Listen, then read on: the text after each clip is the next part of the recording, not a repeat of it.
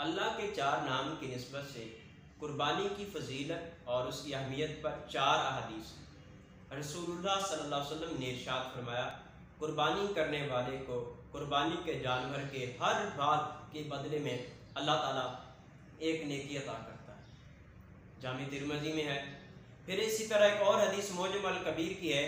رسول اللہ صلی اللہ علیہ وسلم ارشاد فرماتے ہیں، جس نے خوش دلی سے ثواب کی خاطر جانور کو ذبح کیا تو وہ آتش جہنم سے حجاب بن جائے گا۔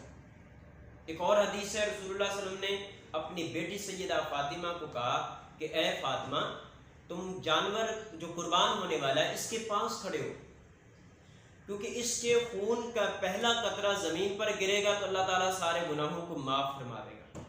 اور ایک اور حدیث میں آتا ہے، جس شخص میں قربانی کرنے کی وسعت ہو لیکن اس کے باوجود وہ قربانی نہ کرے تو فرمایا وہ ہماری عیدگاہ کی طرف نہ آئے۔ ان تمام 4 احادیث سے معلوم ہوتا ہے کہ رسول اللہ صلی اللہ علیہ وسلم نے قربانی کی کیا اہمیت اور اس کی کیا فضیلت بیان کی ہے۔ اللہ ہمیں عمل کی توفیق